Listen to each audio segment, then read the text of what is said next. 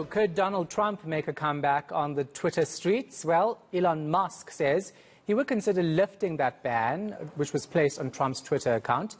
This is all talk for now, though, as Musk's Twitter deal still needs the approval of shareholders and regulators. Let's unpack this and other issues with our U.S. correspondent, Simon Marks, joining us now live from Washington, D.C. So that Twitter deal not technically sealed yet, but Elon Musk already talking about resurrecting accounts from the Twitter graveyard.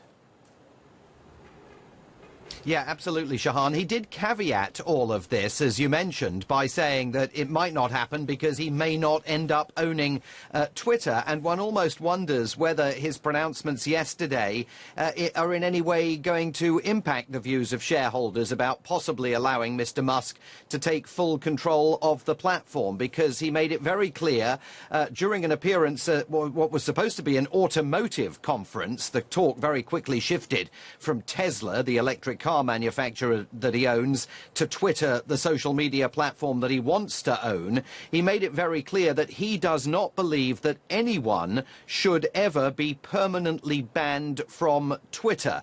And he indicated that Donald Trump and many of his supporters, his prominent the top lieutenants who have also been banned from Twitter for their role advocating for that violent insurrection up on Capitol Hill in January of 2021, will have their accounts returned to them, reanimated, if you like, and all of that could be happening in just a few weeks' time, certainly before America's absolutely crucial November midterm elections that will determine whether the Republicans retake control of the House of Representatives and the Senate. And so Donald Trump, were he to become once again able to use his Twitter megaphone, would have an even more powerful voice in that midterm election campaign than he currently has, having been shut off from Twitter and a host of other social media platforms. Lord help us all if he does get back on. What's the reaction been? Because surely there won't be very many happy people about that potential Trump Twitter return.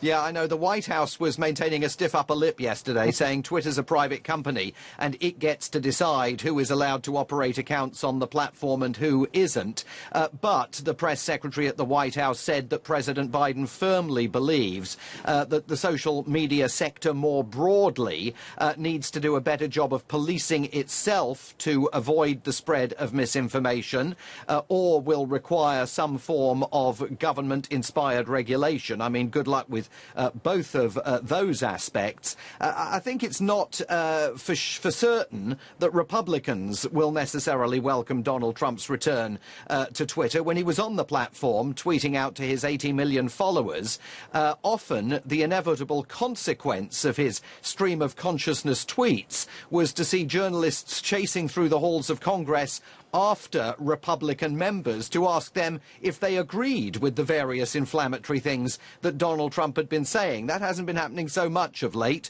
Some Republicans may rue the day that he gets back on the platform. Yeah, definitely. So let's look at another story. Emergent BioSolutions is the Baltimore lab that actually produced some of the COVID-19 vaccines that South Africa and other countries subsequently had to destroy.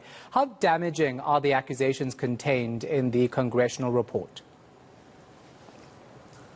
They're pretty devastating. There's no question about that. Emergent, remember, was making J&J's vaccine and also AstraZeneca's COVID-19 vaccines at this plant in Baltimore, not far from Washington, D.C. itself.